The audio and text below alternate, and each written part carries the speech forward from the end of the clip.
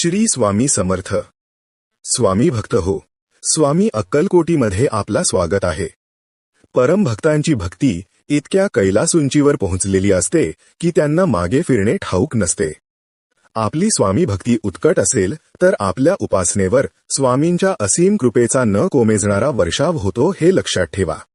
तर सुरू करूया आजचा प्रवचन. नित्य स्वामी दर्शन दिवस 43.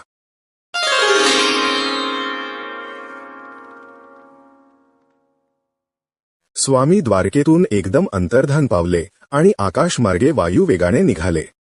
स्वामींची अतितीक्ष्ण नजर क्षणभर खाली गेली तेव्हा त्यांच्या लक्षात आले की भुऱ्या बुवा आपल्या पादुकांपाशी भक्तिभावाने हात जोडून उभे आहेत.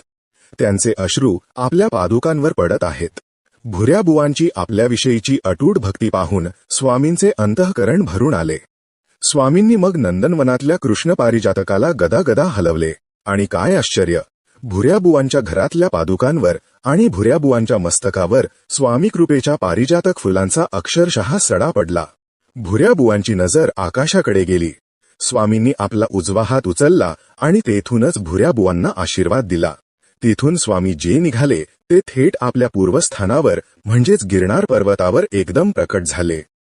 आपले पूर्वींचे प्रियस्थान पूर्ण ब्रह्म श्री गुरु अत्रिनंदन परमहंसनूप धारण करून अवलोकनार्थ पातले. गिरनार पर्वतावर श्री दत्तात्रेयांचे वास्तव्य असल्याने तेथे ऋषी मुनींचे, योगी पुरुषांचे, व्रतस्थ तपाचरणी साधू पुरुषांचे वास्तव्य होते. लोकांची खूप वर्दळ होती. दत्तोपासकांचीही भारलेली भूमी. त्यामुळे भक्त लोकांची पर्वतावर वर्दळ होती. स्वामी पर्वतावर निवांत छाया देणाऱ्या एका वृक्षाखाली बसले. सभोवती वावरणाऱ्या लोकांना कल्पनाच आली नाही की दत्तावतारी स्वामी प्रकट झाले आहेत. लोकांची अशी समजूत झाली की अनेक ऋषीमुनींपैकी एक या भारलेल्या स्थानावर आला आहे. तपाचरण करीत आपले आयुष्य काढायला आणि सिद्धी प्राप्त होते का ते पाहायला आलेला हा एक तापसी आहे. भिऊ नकोस, मी तुझ्या पाठीशी आहे.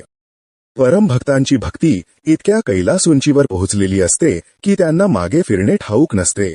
भुऱ्याबुवांची स्वामी भक्ती त्या ताकदीची होती.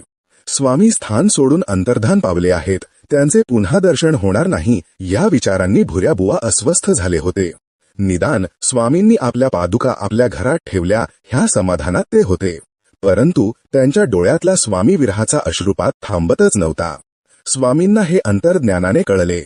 म्हणून त्यांनी नंदनवनातल्या पारिजातकाच्या फुलांचा खाली पृथ्वीवर अक्षरशः सडा पाडला. भुऱ्याबुवा ह्या चमत्काराने भारावून गेले. त्यातच स्वामींनी भुऱ्याबुवांना आकाशमार्गे जात असताना दर्शन दिले ही बातमी गावाला समजली. आश्चर्य म्हणजे जी फुले स्वामींच्या पादुकांवर पडली होती त्या फुलांना फक्त चैतन्याचा वर प्राप्त झाला होता.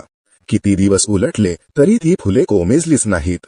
माझ्या परमप्रिय स्वामी भक्तांनो, आपली स्वामी भक्ती उत्कट असेल तर आपल्या उपासनेवर स्वामींच्या असीम कृपेचा न कोमेजणारा वर्षाव होतो हे लक्षात ठेवा. म्हणजे झाले.